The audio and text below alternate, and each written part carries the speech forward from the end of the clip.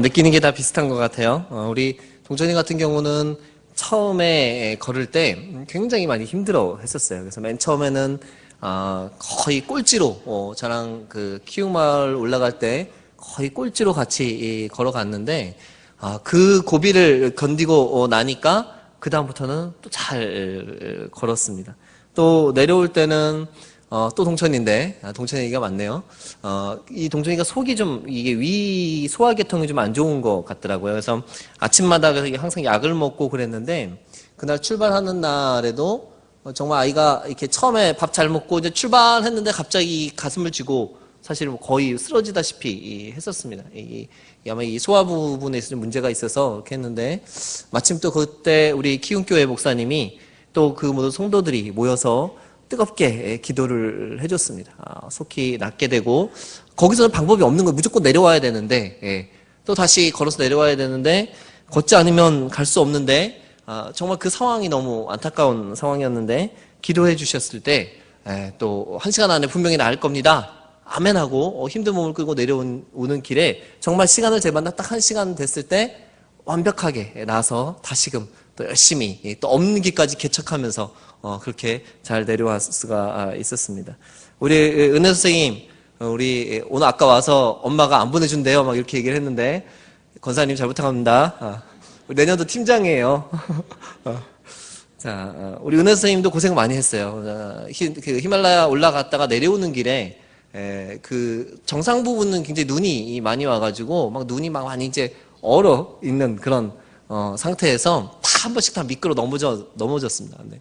은혜 선생님 또 내려오는데 그 우리 같이 이따 말씀드리겠지만 짐을 지고 가는 우리 포터 아저씨들, 백매니저 아저씨들이 있는데 이 아저씨들이 3명이 달라붙어가지고 은혜 선생님을 부축하고 안전하게 또 내려오기도 했습니다. 저마다 또 많은 이야기가 있는 그런 그런 여행이었던 것 같습니다. 오늘 아이들에게 오늘 어차피 우리가 따로 모일 시간이 없으니까 같이 와라. 그러니까 아이들이 다 막 카톡하면서 그래 올게요 하길래 제가 어젯밤에 그랬어요. 그죠? 지난번에 그럼 우리 온 김에 특송이나 하나 할까 했는데 아이들이 뭐 갑자기 영어 이름으로 된 노래를 얘기를 하더라고요. 이게 무슨 노래야? 그러니까 요즘 유행하는 겨울왕국의 주제가랍니다.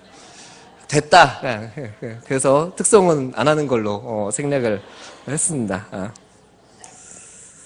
이번 그 세 번째 꿈키 여행은요, 또 우리 가지고 있는 그 문명의 기기들을 이용해서 몇 개의 그 숫자로도 설명이 됐었습니다. 우리 PPT 좀 띄워주시겠어요? 몇 개의 숫자로 설명이 좀 될 수 있을 것 같습니다. 네, 나오네요. 네.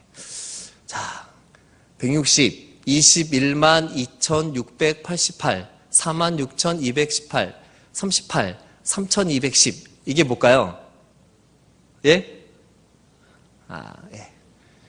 이게 160은요. 제가 다시 계산을 좀 해봤는데 저희가 열흘 11일 동안에 걸은 키로수 거의 산만 160km 정도를 걸었더라고요. 그리고 그거를 걸음으로 따져보니까 21만 2천 걸음 정도가 나옵니다. 그러니까 하루 평균 한 16km를 2만 걸음으로 계속 이제 걸었던 거죠.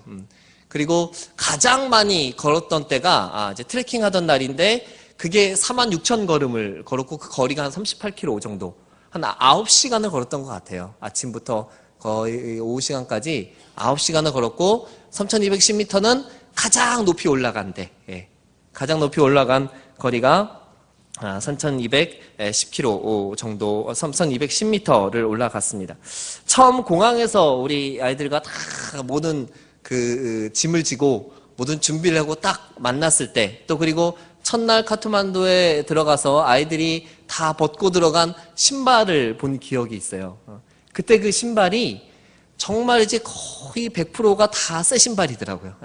바짝바짝 빛나고 상표도 아직 그 뭐 하나 묻지 않은 그런 신발들이었는데 그 신발들이 올 때가 되니까요. 아마 어머님들은 기억 나실 겁니다. 거의 거짓골들이 됐더라고요.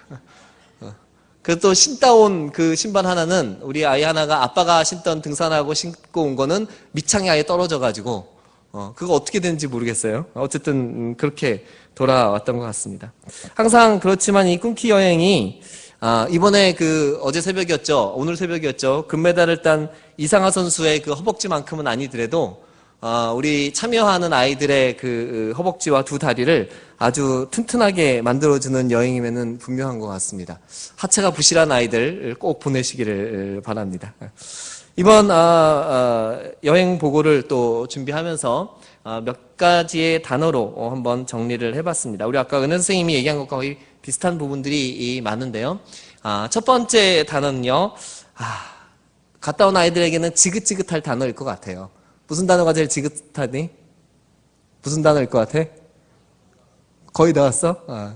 그거 아니고, 그것과 관련되어져 있어요. 산입니다, 산. 산. 네. 산입니다. 산이 지긋지긋하답니다. 이 동네 사는 아이들은요, 심지어 낙산도 안 간대요. 산입니다. 저 산 때문에 저희가 정말 고생을 많이 했던 것 같습니다. 산 그림만 좀 모아봤는데요. 이제 저건 저희가 이제 보여드릴 것은 저희가 본 산, 올라간 산, 걸을 산, 걸은 산 다 있습니다. 이건 본산입니다. 멀리 산 뒤로, 산 넘어 산 넘어 산 뒤로 히말라야가 보이는 신강마을에 들어갈 때의 모습이고요. 또 이것은 이제 트레킹 걸어갈 때, 그래도 이 도로는 차가 다니는 도로인데 저희는 그냥 걸어갔습니다. 그리고 이 산은요, 저희가 걸어온 산입니다. 바로 앞산만 걸은 게 아니라 그 뒷산부터 걸어왔습니다. 뒷산부터 한 1시간 반, 2시간을 걸어 내려오면 보통 산을 걸어 내려오면 끝이잖아요. 근데 다시 그 산을 또 올라가야 돼요. 그만큼의 산을 또 올라가야 됩니다.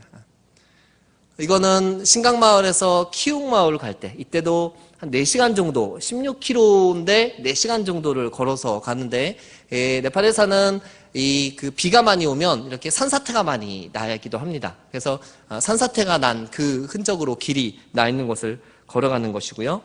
그리고 이거는, 여러분 보시면은 요 부분에 우리가 가는 키움마을이 있었습니다. 거의 출발점에서 저곳까지 이제 계속 걸어가다가 그 마을이 보이는 거죠. 그리고 아까 말씀드린 것처럼 1시간 반을 내려서 1시간 반을 다시 올라가는 길입니다. 이게. 트레킹할 때 저 앞산을, 그러니까 이제 뒷산이 되겠죠. 뒷산을 한 1시간 반 정도를 계단을 해서 내려왔는데 잠깐 쉬고 또 다시 앞산을 계단을 해서 1시간 반에서 한 2시간 정도 올라가는 그런 거리입니다. 계단의 난이도는 거의 이렇게 직각으로 많이 올라가는 그런 계단들이 많이 있어요. 그 사진들을 봤고요. 그리고 이거는 그 신강마을에서 참 하나님이 우리에게 고생도 시키시지만 참 귀한 모습도 많이 보여주셨는데, 저희가 고지가 1300m 고지인데요. 파란 지붕이 교회입니다.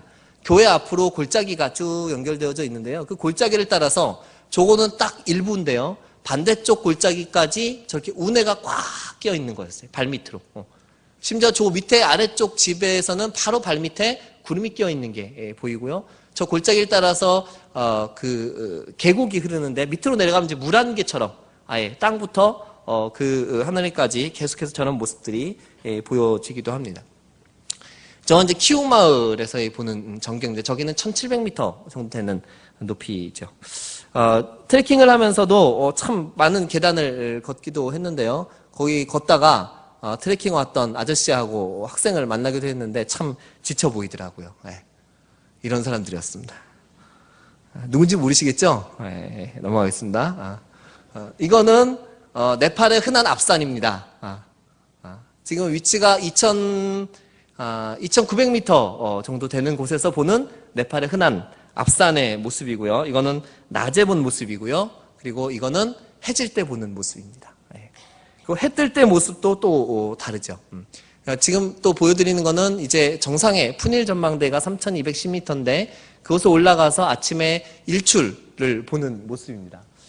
참고로 사진으로 보는 게 전부가 다가 아닙니다, 여러분. 좀 안타깝네요, 사진은. 계속 일출의 모습들을 보여줍니다. 이게 산에 대한 것이었는데요. 산이 우리 참 아이들을 정말 힘들게 했습니다. 이게 산이라는 것이 좀 아까 말씀드린 것처럼 뭔가 하나의 산을 올라갔으면 그 다음 산이 나오고요. 또 하나를 넘으면 끝나야 되는데 끝나지 않고 또 다른 산이 나옵니다. 심지어 더 높은 산이 나옵니다. 그러다 보니까 걷는 아이들에게 아까 물어보니까 거의 다 왔어. 얘기가 제일 지긋지긋하다고 얘기하잖아요.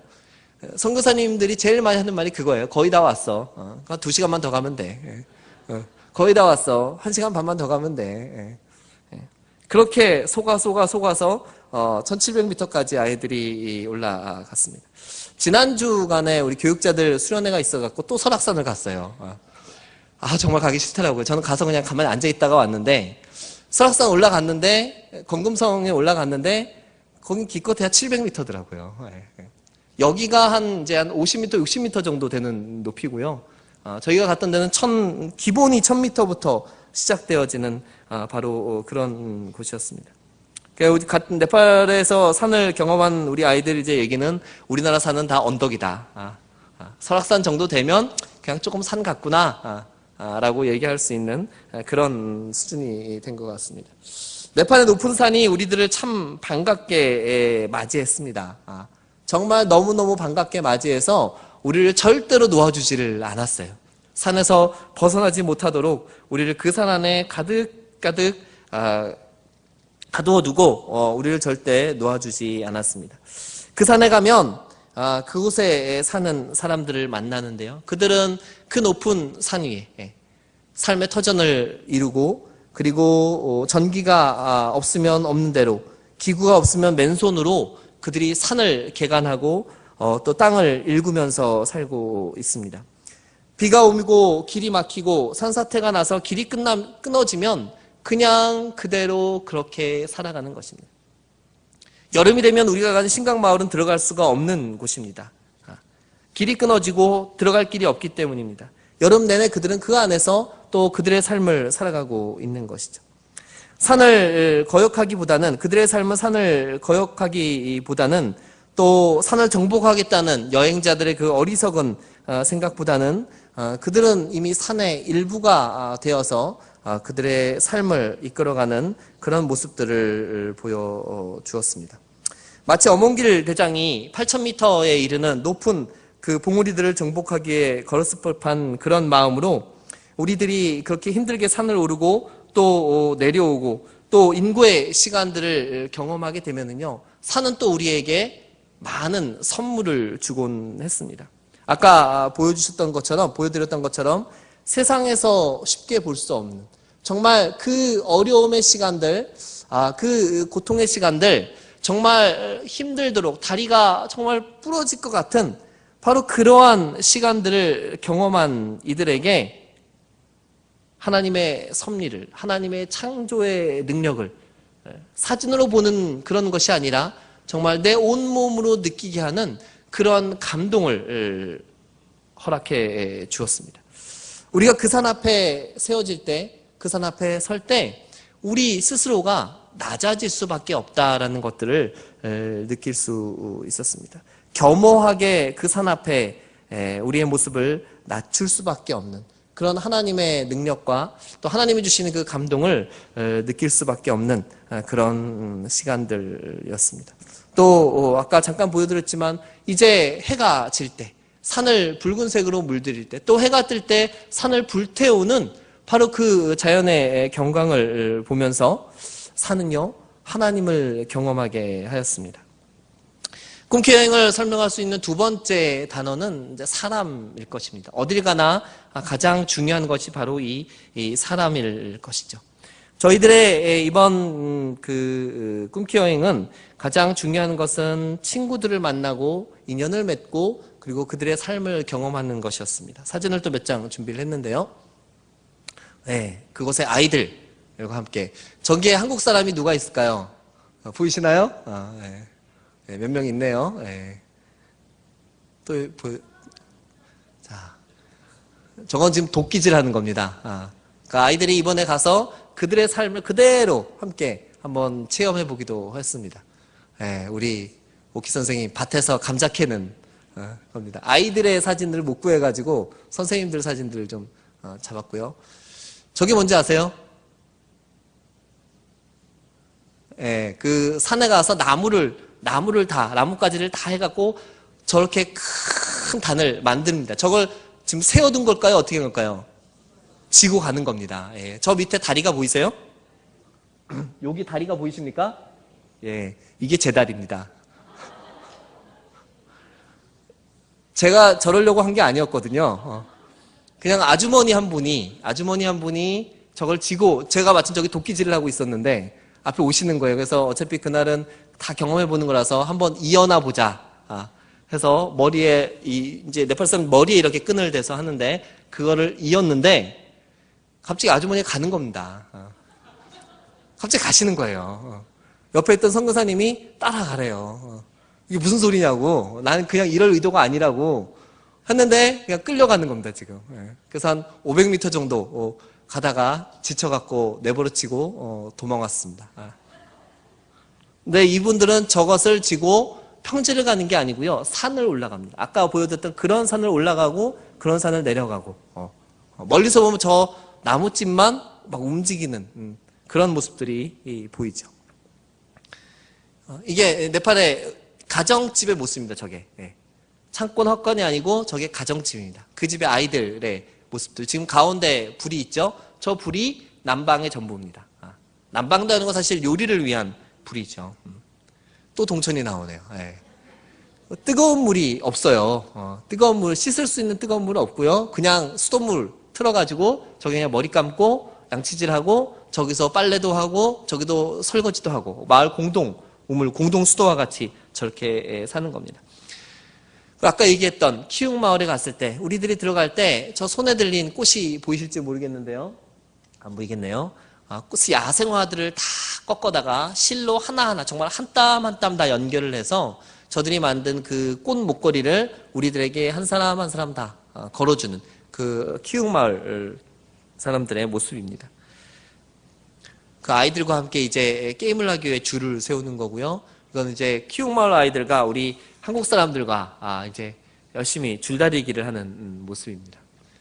또 이것은 저희들 마지막 밤에 저희들을 위해서 옆 동네에서 물소를 잡았는데 그 소고기를 가지고 와서 칼을 놓고 저희 원래는 저 사람들은 고기를 말려가지고 연기에 훈제를 해가지고 그리고 나중에 그거를 먹는데요.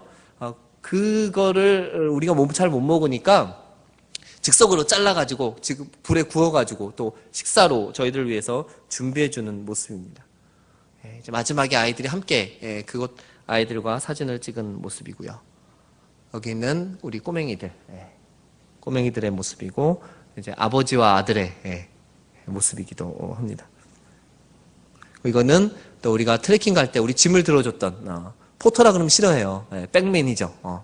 백매니저 우리 다이들 그리고 마지막에 우리 가이드와 또 한 명의 백매니저 우리 선생님들이 같이 직접 마지막으로 케이크를 만들어줘서 기념사진으로 여기 항상 글씨에 보면 See you again 이렇게 쓰여져 있습니다. 이렇게 사람들과의 많은 만남들이 있었습니다. 여기서 저기들은 친구들을 만났고요. 길게는 4일, 5일씩 또 함께 지내기도 했고 짧게는 스쳐 지나가는 많은 사람들이 있기도 했습니다. 여행을 통해서 얻는 가장 큰 기쁨 중에 한 가지는 역시나 사람을 만나는 것입니다. 꿈켜 여행의 중요한 목적 중에 하나도 이렇게 사람을 만나는 것입니다. 키움 마을에 있는 아이들을 만나고 신강 마을에 있는 아이들을 만나서 이름도 얼굴도 잘 모르지만 함께 뛰어놀고 또 함께 게임을 하고 또 그리고 함께 예배함으로 우리를 막고 있는 언어의 장벽을 넘고 믿음 가운데 우리가 함께 하나 되는 바로 그런 시간들을 경험하게 되었습니다. 우리가 갔던 키움 마을은 이제 외국인을 두 번째 보는 아이들이다 보니까 처음에 우리에게 그렇게 살갑게 다가오지를 못했습니다. 그러나 사진에서처럼 함께 놀고 또 함께 우리가 예배하면서 그 아이들과 함께 친해지는 그런 계기도 되었고 또 그렇게 서로 간에 막힌 담도 허물게 되어지는 또 그렇게 친구가 되는 그런 시간들이 되었습니다. 이번 신강마을에서의 중요한 내용은 아까 말씀드린 것처럼 그들의 삶에 들어가 보는 것이었습니다. 그들의 집에서 0.5평이 될까 말까한 정말 작은 방에서 그들과 함께 자고 그들과 음식을 함께 먹고 그들의 삶을 함께 경험하는 것이었습니다. 그들의 삶은 거친 삶만큼이나 모든 것이 사실 거칠었습니다. 아까 보셨던 것처럼 따뜻한 물로 씻는 것은 거의 불가능하고요. 또 찬 수돗물에 세수와 머리 감기, 또 양치질을 해야만 했습니다. 그리고 아침에는 그냥 찌아라 불리우는 그냥 따뜻한 차 한 잔과 감자 몇 알, 또 아니면 강냉이 정도로 아침을 대신하며 감사하며 또 먹기도 했습니다. 아까 보셨던 것처럼 도끼질도 하고 감자도 캐고 나무도 나르고 모든 것이 서툴렀지만 거칠은 그들의 삶 속에 한 걸음도 우리는 들어감으로 인해서 그들이 살아가는 삶의 모습들, 그들이 살아온 삶의 시간들을 가늠해 볼 수 있는 그런 시간들이었습니다. 아까 우리 은혜 선생님이 얘기했나요? 저희가 가기 전에 말을 좀 배워갔어요. 제일 중요한 말은 그거였어요. 됐습니다. 그만요. 그만 먹겠습니다. 그런 말을 배워갔어요. 열심히 배워갔는데 그 말을 했음에도 불구하고 그들에게는 더 주세요라고 들렸던 것 같습니다. 계속해서 퍼주시는 거예요. 계속해서 더 먹으라고 우리 아이들에게 또 저에게 그렇게 그들의 귀한 밥과 음식들을 나누어 주었습니다. 아까 고기 얘기를 잠깐 했는데요. 그들의 쇠고기는요, 오래 먹어야 되기 때문에 우리 같은 냉장고가 없고요. 고기를 잘라가지고 아까 피우는 불 위에 이렇게 걸어 놓습니다. 그러면 그 연기로 인해서 이게 자연스럽게 훈제가 되는 거예요. 훈제된 상태에서 말려놓고 그리고 그것을 나중에 양념을 버무려 갖고 볶습니다. 그걸 이제 먹는데요. 그때 돼서 먹으려고 하니까 이거는 거의 이런 말씀 드리면 참 그분들께 죄송한데 맛있게 먹었지만 거의 고무 수준이었어요. 씹어도 씹히지 않는 그 맛.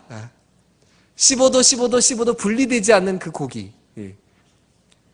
먹다 지쳐가지고 그냥 삼켜야 되는. 이빨이 너무 아파서 나중에는 4일, 5일쯤 되니까 별로 먹고 싶어지지가 않을 정도의 그런 고기였습니다. 그랬던 우리의 모습이 그들 보기에는 아마 귀여웠던 것 같습니다. 그랬던 우리의 그런 모습들이 그들 보기에는 그래도 사랑스러웠던 것 같습니다. 잘 못 먹던 아이들, 또 제대로 음식을 접하지 못했던 그런 우리 모든 아이들에게 그 신강마을에 있었던 모든 이들이 또 홈스테이 했던 그 모든 가정들이 사랑과 정성으로 더 많이 부분들 저희들을 섬겨주고 또 저희들에게 사랑을 베풀어 주었습니다. 아마 우리 아이들이 가장 잊지 못할 것이 있다면 바로 그들의 그런 마음들, 그들이 우리에게 베풀어 주었던 바로 그런 정성들, 그런 사랑들이 아니었는가 생각을 해 봅니다. 또 트레킹을 할 때 그때는 저희가 선교사님들 또 함께해서 19명, 저희 14명과 또 5명이 더 포함해서 19명과 그 함께했던 가이드와 짐꾼 10명에 근 30명이나 되는 큰 인원이 움직여졌습니다. 아까 말씀드렸던 것처럼 굉장히 수고들을 많이 했고요. 제가 아이들 간식을 이때 트레킹 때 먹기 위해서 간식을 마트 가서 사탕을 좀 큰 봉지에 든 걸 샀는데요. 끝나고 나서 알았는데 그게 무게가 2.7kg더라고요. 그걸 배낭에 넣고 나름대로 열심히 걷는다고 걸었습니다. 근데 첫날 걸을 때 이 올라가는 그 계단이 3000계단이라고 불리는 계단이 있었어요. 막 한 걸음 한 걸음 뗄 때마다 제 마음 가운데 드는 생각은 이 사탕을 버릴까? 이 사탕을 어떻게 해결을 해야 되지?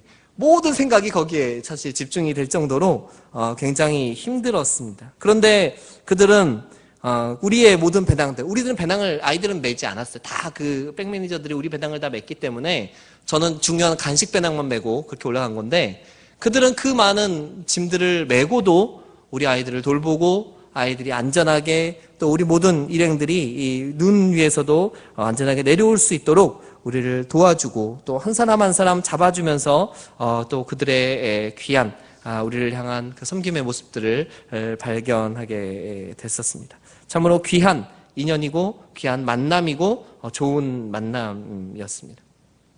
또 그렇게 산과 사람과 그리고 또 마지막에 들 수 있다라면 그것은 역시 빠지지 않고 나오는 이야기가 바로 이 별에 대한 거였습니다. 오늘 제 본문도 시편 8편의 주제를 잡았었는데요.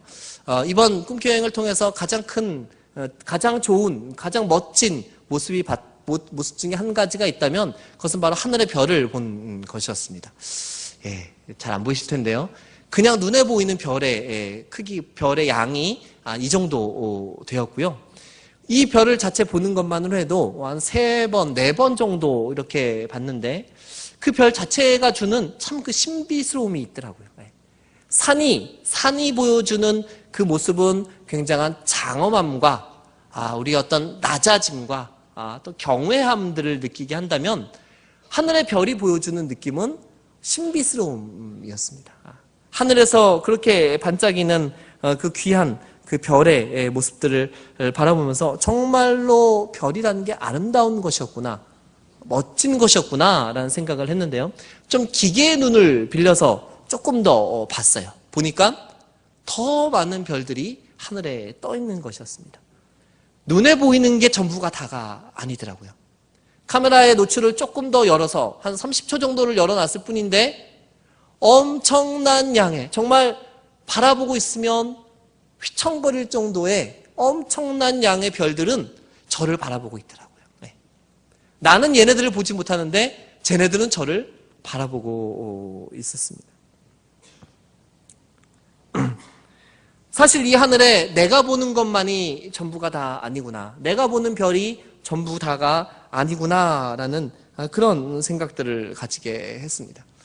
이건 마지막 날, 트레킹의 마지막 날 본 모습인데요.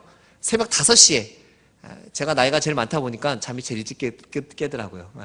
새벽 5시에 깨가지고 혼자 나와서 아직 해가 뜨기 전에 푸르스름한 하늘에 하얀 별들이 정말 박아놨다라고 표현할 정도의 그런 아름다운 별의 모습들을 여기서 봤습니다. 이것들을 바라보면서 산과 별이 함께 공존하는 바로 이 모습들을 바라보면서 정말로 내가 경험한 것, 내가 이 땅 가운데 살아가면서 오래 살진 않았지만 그러나 내가 경험한 것은 전부가 다가 아니다. 하나님이 이 세상 가운데 숨겨놓은 더 많고 귀한 것들이 더 많이 있다라는 것들을 생각하게 되었습니다. 트레킹의 마지막 밤은, 우리 전체 일정의 거의 마지막 밤은 이렇게 별과 함께 마무리되어지는 밤이었습니다. 저희들은 네팔에 도착하면서부터 시편을 가지고 예배를 드렸습니다. 신강마을에서 함께 예배하는 시간 이외에 저희들끼리 모여 있을 때 저희들이 시편을 한 장 한 장 읽어가면서 아이들과 함께 예배를 드렸습니다. 그리고 마지막 밤에 이 도착한 지금 보이는 이 장소가 마지막 트레킹 장소였는데, 이 밤에는 특별히 다른 부분이 아니라 바로 오늘 우리가 읽은 이 시편 8편의 말씀을 가지고 함께 아이들과 은혜를 나누었습니다. 별을 보며 드는 생각은, 별은 참으로 아름답고 신비스럽습니다. 별이 주는 신비감이 너무나도 사람의 마음을 감동시키지만, 그러나 더 중요한 것, 하늘의 별만큼이나, 아니 별보다도 더 귀한 것들이 있다라는 사실들을 깨닫게 되었습니다. 그것은 바로 사람이라는 겁니다. 그것은 바로 하나님이 지으신, 하나님이 이 땅 가운데 만들어 놓으신 사람들이라는 것입니다. 또 조금 더 나간다면 이번에 함께 했던 여러분들의 자녀들입니다. 사실 그날 화가 좀 났었습니다.